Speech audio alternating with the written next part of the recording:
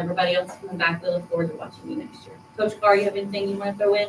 Yeah, sure. Not really anything that hadn't been said, but, obviously, coming in here, this has really been the first group, that along with track, that I got to see pretty much from the first day all the way throughout the season.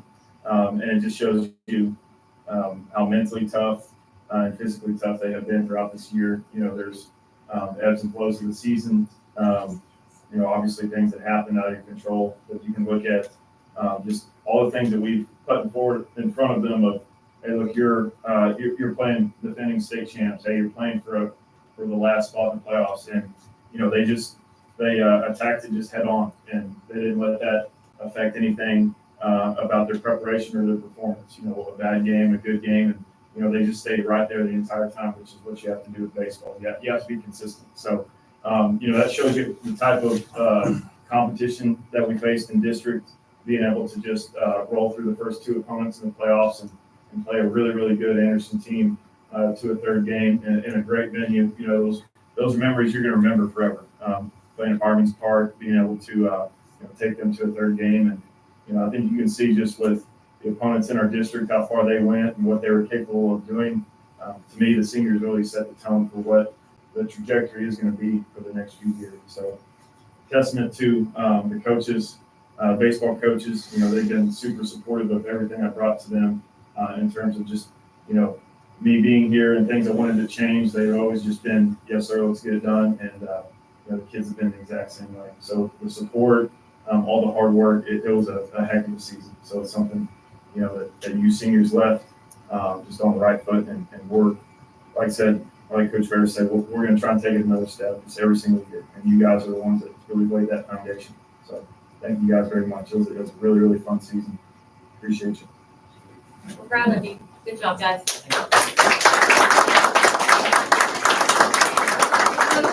Ferris and Coach Us, we are very grateful for your leadership during a hard and unusual year. And I think anybody can lead when things are really great and when things are running smooth and when you're winning a lot of games and when things are easy. But it takes a special man, a special coach to lead the way y'all led during this season. So thank you both of y'all. Great job. Good job, guys. Now y'all can go.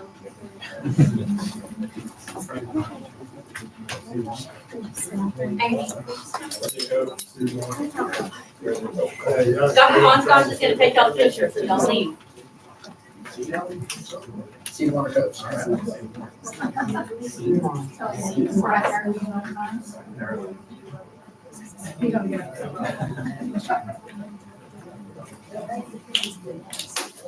That's superintendent's report. All right, so we are going to jump right into our superintendent's report. I'll start kind of with this picture at the front. Great job to Dr. Von Stosh and her team and Mr. Escamilla and Ms. Giles. They managed to get our outgoing seniors and our outgoing kindergartners together, and it was special. They had a fun day. They got to kind of hang out on the field. They got to take some pictures. We did a TikTok. We walked through the school. That was a fun deal. Attendance, we're staying solid at 96%. Student enrollment, these are our ending numbers. We have not taken anything out with withdrawals or with new kids or with any transfer revocations or transfer acceptance. So this is where we ended. You will have updated information at the July meeting. That will be with like withdrawals or any transfers. We're kind of still working through those. So, financial update. I guess I will kick that off to Tracy. Right. You'll see that there is a quarterly investment report. It is from December to February. I am playing catch up. But it does coincide with our monthly reports. But we are required to provide quarterly investment reports to the board. And so, and it just kind of gives it a bigger picture all in one place. So you can see the kind of interest we've been accruing in a quarter's time. which has been a little over 60,000. So, and that was December through February that we approved that interest, so that was great. And during this time period, we were earning between 4.5 to 7, 4.5 to 4 and 3/4% interest. So that's really good. We're still doing fairly good. I couldn't do a financial report for May yet because our board meeting was a little early. We haven't quite reconciled May, and so I didn't want to give you information that wasn't accurate. So I will give you that report next month. But you can see for taxes collected, the other one, we have actually collected more than what we had budgeted, but basically it's from prior year monies. So we have collected a lot of excess in prior years, so that's good. That's very helpful for us. So if you have any questions, please let me know.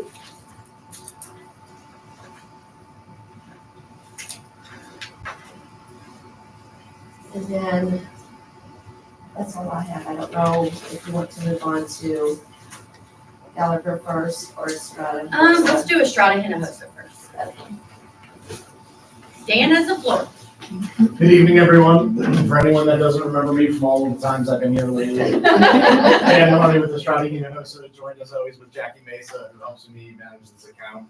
It's wonderful to be back here and have the opportunity to speak with you all again. Before the meeting started, I handed out some books to you all so that I could speak to it. Just really wanted to come out today and give you all an update about the potential bond financing, although at this point, I guess I don't have to use the word potential anymore. So congratulations to all of you for the foresight to be able to call a bond and to work through this process. It's really exciting for us to be able to have a small part in that. So thank you for that opportunity. Flipping right into the book, you'll see page 1. This is the financing team that we've assembled. You know, obviously right on top, the most important person in the room is the district itself. You all are the issuer of these bonds and we'll be moving forward with that process. This is just a listing of who the team is. I'll go through it quickly. If you have any questions about who any of those people are, now's a great time to go over it. First line under you all is us, Estrada Hinojosa. We are the district's financial advisor. As a financial advisor, our job is to walk the administration through the process of issuing the bond and be there basically to say, this is a good thing, this is a bad thing, this is just the way it is. So we'll be here all the way through the process to make sure that everything goes as smooth as possible. Next line item down is McCall Parker Support. That is Mr. Jeff Golbis, the long-term bond counsel here at Rogers ISD. He basically is a specialized lawyer that exists just to do bond work. And McCall Parker Support only does public finance. So all of that firm's practice is bond related, whether that's for cities, counties, and most importantly, school districts across the state and throughout some parts of the country. Next beyond that is US Bank, the paying agent. What they do is when you all make your bond payments, you send your money to the paying agent, and then it is, frankly, their problem to make sure that the end investors receive their funds. So basically, it's just an intermediary that exists so that you all have to mail one check and not hundreds. Next line down is the rating agency. We've used Standard & Poor's for this bond financing. It is the same rating agency we've historically used for the district's debt. We went back to them because, frankly, they're already familiar with the school district, and frankly, they're really good at small Texas rural ISDs. It's a little bit of their bread and butter, and amongst the 3 or 4 major agencies, they're the ones we really feel the most comfortable with for this type of financing.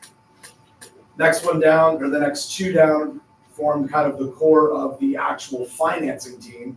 We have recommended Raymond Jameson Associate as the senior manager and Frost Bank as the co-manager on the transaction. Basically, how that works is those two are going to work together to actually sell the bonds to the investing public.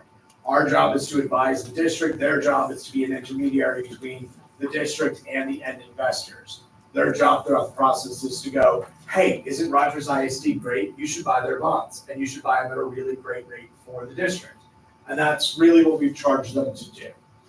Any questions about that? We're here to take it. Last and certainly not least is Underwriters Council.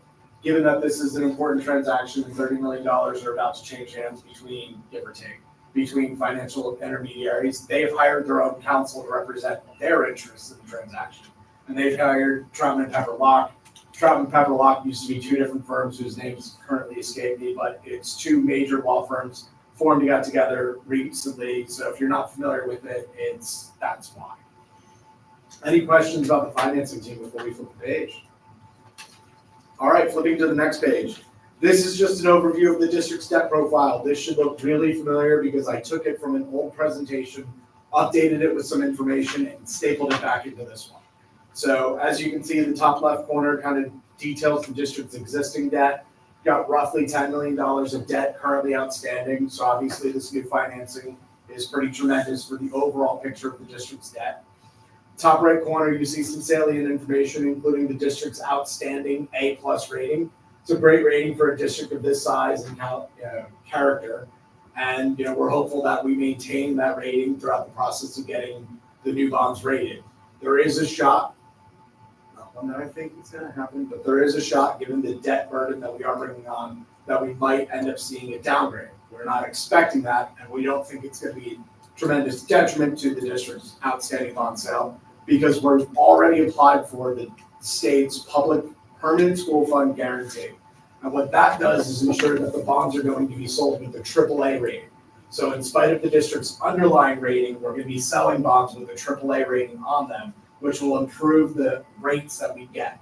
And for that ability to get that insurance, it is a $1,500 out-of-pocket fee, which comes out of the transaction. But that is relatively inexpensive for the benefit of getting AAA rated bonds. And I know everybody's got this look on their face. I don't think we're getting downgraded. I just want to prepare you that if we do suddenly get downgraded, I've warned you ahead of time. Again, not expecting it, just play safe when we can. Flipping to our next page, this is some information about the bond itself. A lot of this should be familiar because it's the same thing we've been talking about, but the following page after the one we're on, page 3, gives you a breakdown of the bond. And in that, we ran an analysis on May 30th. We haven't updated our analysis because frankly, rates have come down a little bit since May 30th. And I wanted this to look as bad as possible while still being something that reasonably resembles the market. So we've seen slight improvement, but we didn't want to bring that improvement forward because, well, it could go back the other way just as quick as it came this way. For this analysis, we've used the most up-to-date preliminary taxable assessed valuation for this year that we received from Tracy from the 2 appraisal districts. The total amount that we projected in there is just over $706 million. We're assuming tax collections at 99.5%. Tracy just gave me really great news to say that we're expecting that we'll actually have greater than that tax collection, but it's something that 99.5 feels like a good number historically to feel is what we're likely to collect in the future. We're assuming a slight amount of TAV growth, although we're not going to be projecting that when we eventually send this to the state.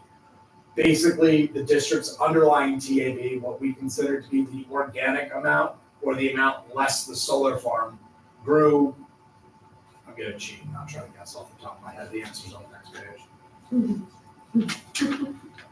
Grew by 13.2%. We're only projecting 4%, and we're only projecting it for the next 2 years. The reason we're doing a little bit of projection is that it allows us to kind of build in potential future capacity, which, as we know, we're not doing another bond anytime soon, but what we might do, again, in the future is if the TAV grows by 10% next year, we predicted 4% with that 6% spread, we could potentially pay off some of our debt early again.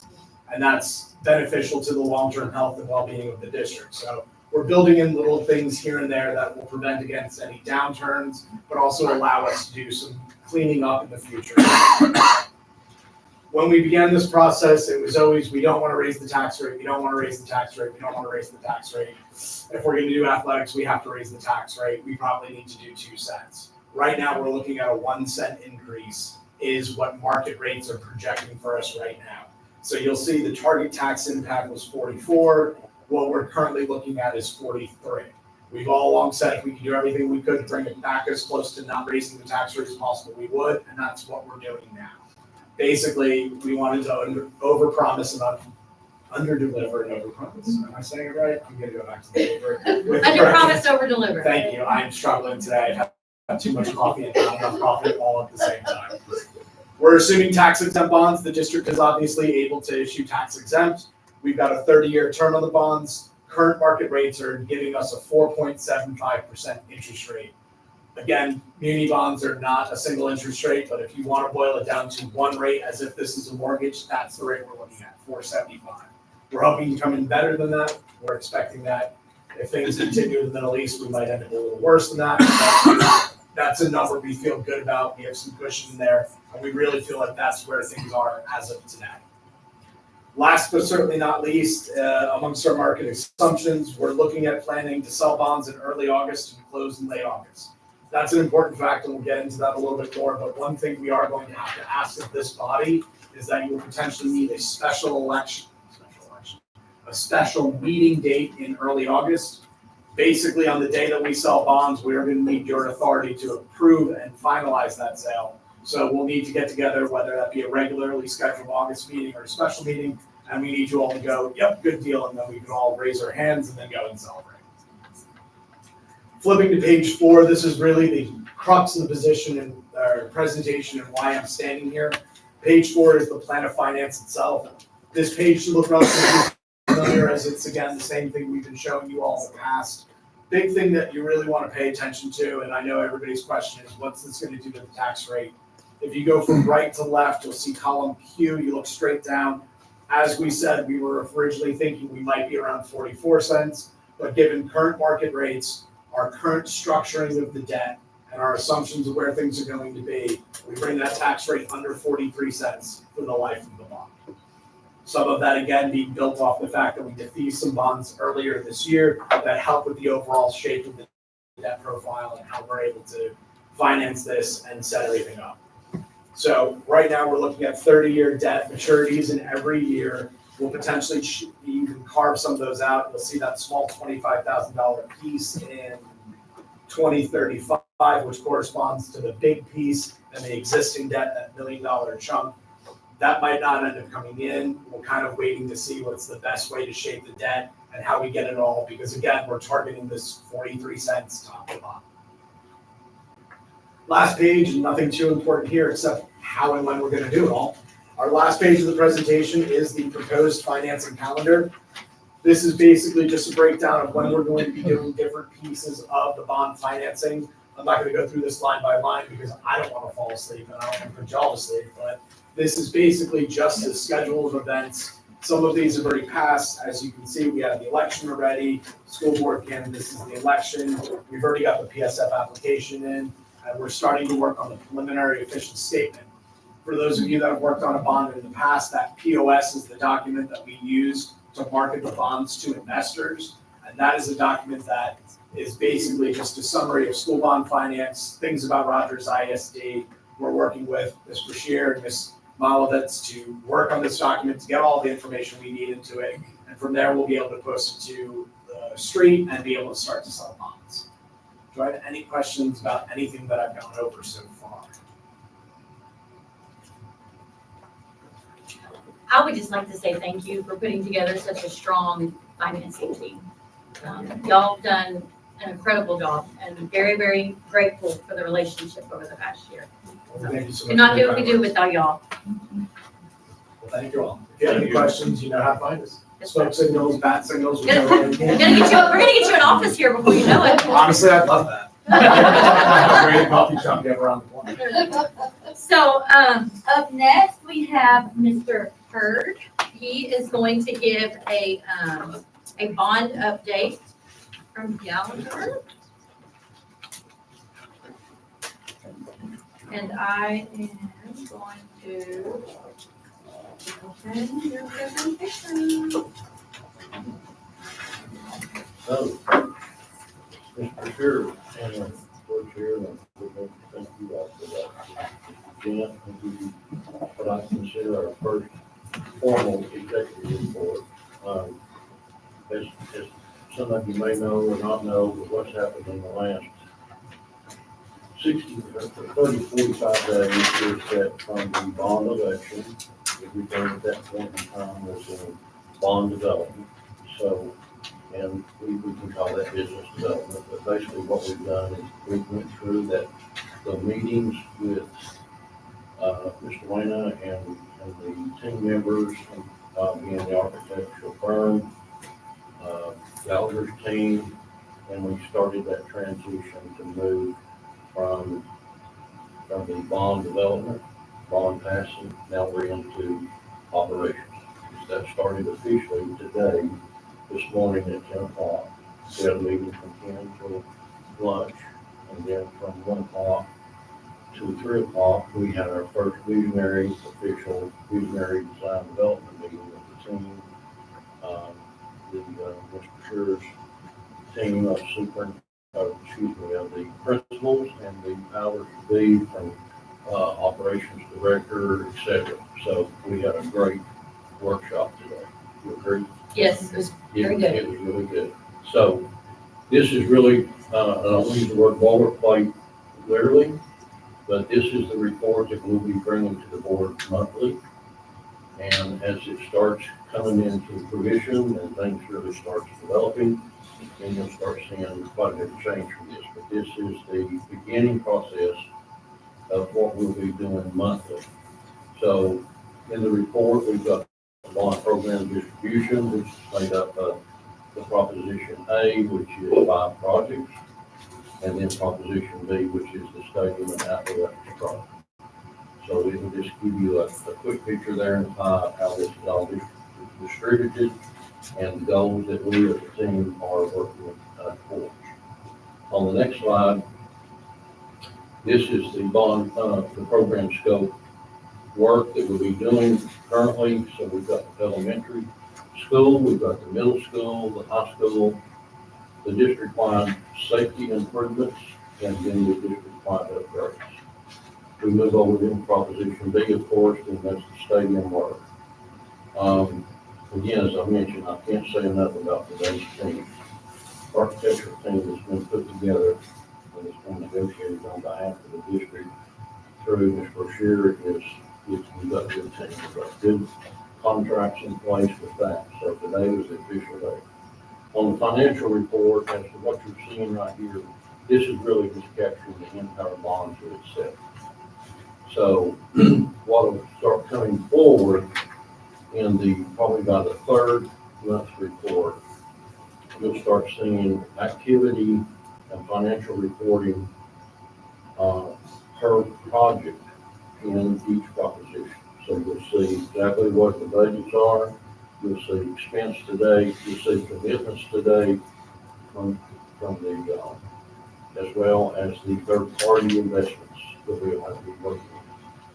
On the next slide, this is the footprint that we begin with today. We started the development of this started in the bond process prior to the election, but this preliminary is put together between the collaboration of both the architecture firm and Gallagher Construction Company. So you can see there in your schedule, you'll see a start date there with SD, the schematic design phase. The SD stands for schematic, DD is design development, and then the CD is construction documents. So as we began today, we did the whole entire review, visionary of all projects. Now what will happen on the schedule, the architects there's a much more detailed schedule that we didn't put in here today because it's very cumbersome. But nevertheless, the fact is we started today, so we're probably about 20 days behind if we looked at that schedule. We chose not to update it from last Tuesday when we put it together to get it to Mr. Schurer. All because we still have several moving pieces with the architect and considering delivery methods, et cetera, that we'll be bringing up at the next meeting. But nevertheless, the tracking of the overall schedule to its entirety still slated for the end of 26. So this is some of the activity bullets we got going here. We got design, we got our professional services, third parties, then we've got the board approvals, and then the legal and the financial. These 4 particular bullet points that I'm putting out there for you tonight, these are the drivers of everything that falls back to that schedule, and all of the weekly OHC meetings that we officially set a date today. Your office assigned OHC day is the entire team is scheduled for Thursday. So those meetings happen reportedly from now till the time this project's over at the end of the 26. So on the next slide, brings us to any Q&A that you all may have at this point in time. As I said, this is really just And so I'll kind a of snapshot of what we Yeah. got. And so I'll expand today. What we did is we had, our internal team this morning, myself, Tracy, our secondary principals, Jason, Glenn, Cheyenne, really just came together, started looking through the scope of things. And then the afternoon, we brought in Billy and Adelia, and we really started talking about the visioning work of the band hall, of those spaces. It was really important to us that we capture their feedback, their thoughts. Most of us could handle ourselves when it comes to classrooms and the design of hallways and instructional spaces, but we felt like it was really important for Billy and Adelia to have a heavy say in what that design looks like for that band hall. So they got to spend the afternoon with us. Bless you. Excuse me. Any questions? Yes, quick question. Did I hear you say that you were on schedule or you're behind 20 days already? Well, I don't want to say that we're 20 days off schedule, but if we look at that master schedule that we put when we started the bond program, we ought to have some type of a conceptual schedule Okay. to do a forecast. So our forecast, we're good. Basically, at this point in time where we are, we can use the word recovery, but it doesn't take but 2 or 3 instances or activities with the architectural and Gallagher's team to get that recovery right back in the head schedule. So we're tracking the way. Yeah, you said that. I was like, okay, that was making sure. And our big next steps are a delivery method, and so we'll be bringing that to you in the July meeting. And then our procurement schedule, which we'll work through with Gallagher. We'll have our weekly project updates and our owner architect contractor meetings. And then we'll have a second workshop, and that's really when we'll start finalizing the design portion so Perkins and Will can kind of jump off. So we're in a good spot. And the last comment on that last piece you just mentioned, the intensity of that can be overwhelming at times with the team, with certain individuals at a moment's time or a week's time, because between starting today until October, it's boots on the ground, pen to paper, all the input that we take from the district to be able to give us the vision and the concept, put those projects out there in order to get them bid. Anything else? Thank you all. Thank you. All right, thank you, Jeff. So moving on to our human resource update. I will say, we were fully staffed, but here's the great thing about Rogers, right? Like, people want to be here. So we had a resignation come in Thursday, maybe? We had a resignation come in Thursday. Within an hour of the resignation, we had an interview set up for Monday. Within a day, we had 2 more applications come through, and we have more interviews set up tomorrow or Wednesday? Wednesday. So 3 candidates came in for that first grade position. One of them, 2 of them we know, and so it's going to be a hard choice, but 2 great teachers. So We're hopeful we'll find a good one. yeah, we feel really good about that. But we do have a very special new hire here today. Y'all know how much Chase loves to talk in front of the board, so I'm going to turn it over to him. So Jennifer Haynes is going to join us as AP instructional coach. She's coming, she's coming from Lakeville Middle School. Couple things, and I hadn't told Jennifer this, but the first reference I talked to, just went into a lot of detail about how much she cares about kids, her relationship with kids. And then the second reference was like, well, our teachers aren't gonna know what to do. Like, she does everything for our teachers. She builds that relationship with them and just goes above for them. And so both of those are just really like, hey, this is someone who values relationships, and I think that's so critical. Because when you have those relationships, you get kids work for you, you get teachers work for you. So we're excited to have her here. And that's it. That's all I got. Well, I'll say Jennifer, Chase is very excited to have you. I think out of all the decisions that we made this year, splitting the AP position, sending, one at the middle school and one at the high school so we could really focus on instruction, probably made him happier than anybody else. Because he is excited to have a strong number two and somebody to help focus on instruction. We are very glad you were here. Thank you for saying yes. So. All right, and then that brings us to the end of our superintendent update. Control two things: your work ethic and your attitude. And I just love this picture because look at that turnout. I know. Like, look at this turnout, Coach Clark. Those are your babies. Awesome. It's our babies. Our babies, right. All right. Oh, no, I can. Now you get to talk. No more talking from me. We did the financial report, and now we're on to the statement of public notice for the 2025, 2026 ESSA funds. That's from all of it. I guess there is. Yes. So, I guess we asked for. I had it. But we'll let her talk. Yeah, then we asked for. Hold on comment. just a second while I get prepared because it's. I know y'all have it in yours, so, give me just a second. I will pull it up just because I want to, be able to, I just have that. So I'm writing on it. It's mine. Would See, like a you piece do of have it. I do have it. Okay, I just got it out of order. I'm so sorry about that. Okay, so these are our plans, these are our title funds, and so we have Title I Part A, Title II Part A, and Title IV Part A.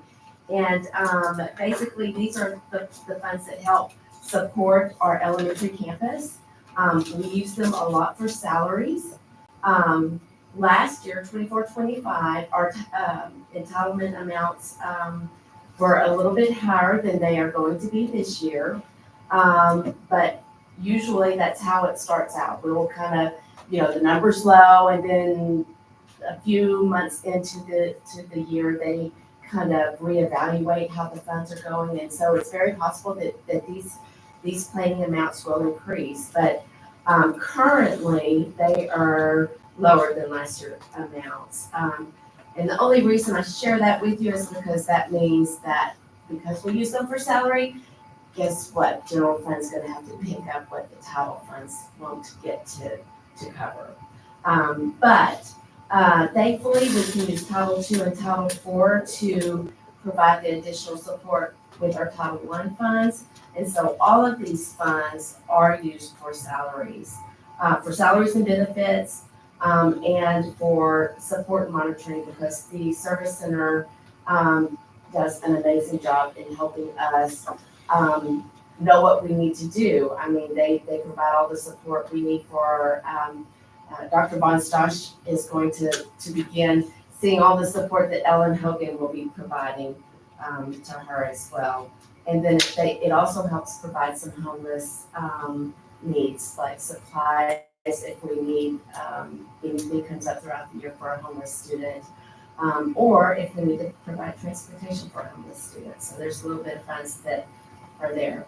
Now, our Title III Part A funds, we actually, that is for English language acquisition, but all of that is actually transferred to the Region 12 Center because you have to carry a certain threshold amount, and we don't need that amount. So it's actually kind of like our Bell County Co-op. We all bring the monies together, and it's like a shared service arrangement through ESC Region 12. And they end up providing the training and support that our teachers may need in this area.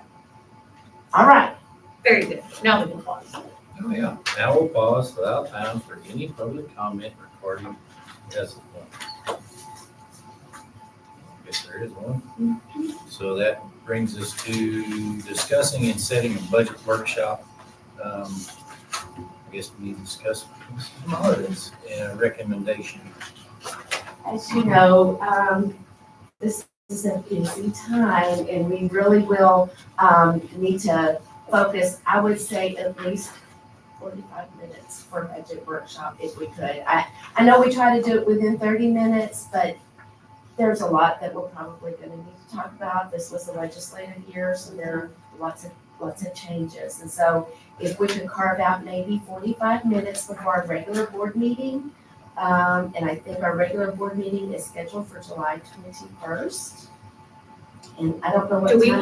want to move that meeting to 6:30 and maybe start at 5:45 that day? Could we do that? Could we? Did y'all get Would here everybody at else be able 5:45? to do that? Well, we'll be driving in from the coast that day. We should be back, but it's gonna be cutting it close. Chad won't be here that day, but that's okay. Okay. Is everybody else okay with that? Okay, we'll do 5:45 and 6:30. Chad, we'd be happy to have you zoom in. I can do that. Oh, I know you got three. that way you don't miss it. That's right. We could absolutely do that if you need to. Same for We you, can Sarah. we can FaceTime. To do that. We should be home by 5:45. We're not, it's gonna be driving. She said it here, July Yeah. 21st, 5:45 and 6:30. Can't remember when I'm going to the coast. I hope I'm back.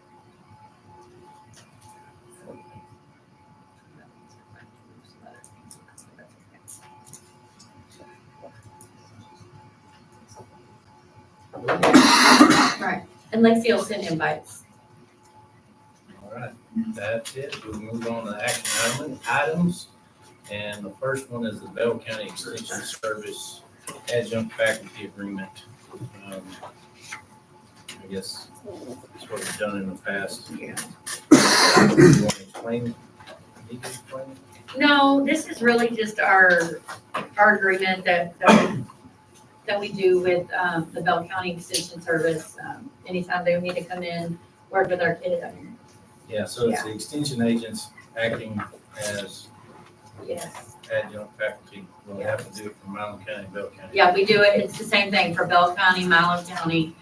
Like there's a And note, Falls County. Falls County, there's a note in there. You can see that way they're sanctioned as extracurricular activities. They can work with our kids. We have kids that, So we got Cheryl Long, Megan Klein, Floyd Ingram, and Beverly Hodges for Bell County. Do I have a motion to approve the Bell County Extension Service Adjunct Faculty Agreement as presented by the administration? And so First, Mrs. Fox, second, Mr. Green. All those in favor? All those opposed? Motion carries 7-0. So it's on the Milam County Extension Service Resolution. So, what exactly is that? so there's a letter in there from Micah and Josh, and it just basically says they request that the 4-H organizations be sanctioned as an extracurricular activity. Okay. All right. Is there any discussion on that? Do I have a motion to approve the Milam County Extension Service Resolution as presented by the administration? Also move. Mr. Shervinka. Mark. All those in favor? All those opposed? Motion carries 7-0. Now it's the Milam County Extension Service Adjunct Faculty Agreement. And I think that is Micah Holcomb Yes, and Joshua Evans. yes. Yes. So, same thing. Is there any discussion? If not, do I have a motion to approve the Milam County Extension Service Adjunct Faculty Agreement as presented by administration? Mr. Green. Ms. Fox. All those in favor? All those nay? Motion carries 7-0. Okay. Now it's the extension of depository contract to 2027. Tracy, you want to talk about that a little bit? Yes, so every 2 years, we are required to, actually extend our depository contract. TEA actually requires you to go out and, solicit that for bids and that sort of thing. But thankfully, probably, I would say 6 to 8 years ago, they started to allow you to extend it if you had it in your District of Innovation Plan. And we did. We put that in our District of Innovation Plan back in probably 2021, somewhere around in there. So we're good. We don't have to go out for that anymore. And I am so very thankful because it's not a fun process. And our Buckle State Bank has done really a great job. They do not charge us fees. I mean, and they really do us a great service, as well as we do, because we're probably one of their biggest depositors. Yeah. But anyway, with that, we are still required to do an extension. We don't have to send it in to TEA or anything, but we do have to have it on file to prove that we've done it at our board meeting and that we did the required paperwork. And so that's the form that you see in your notebook.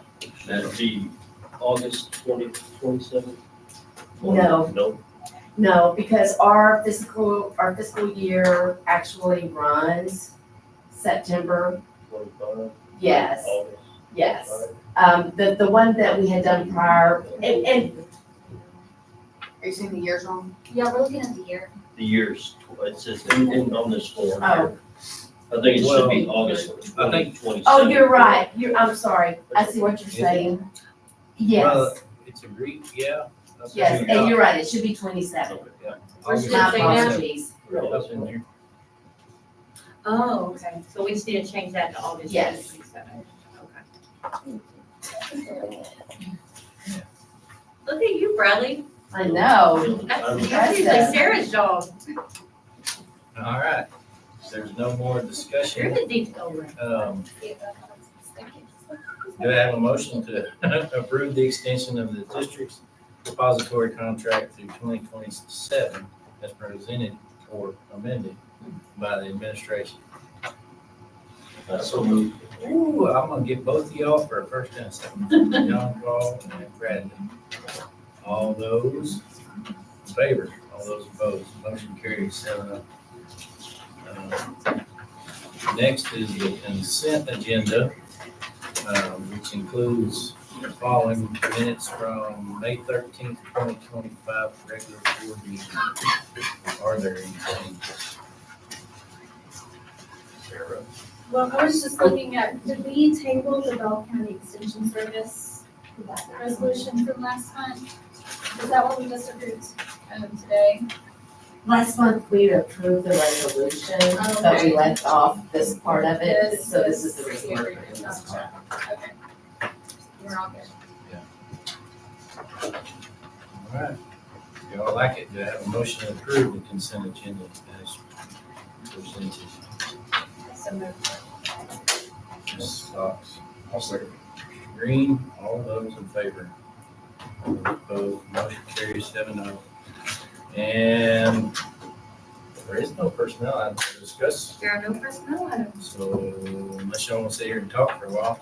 If there's no further business, do I have a motion to adjourn? Mr. Mark, we adjourn at 6:47 PM.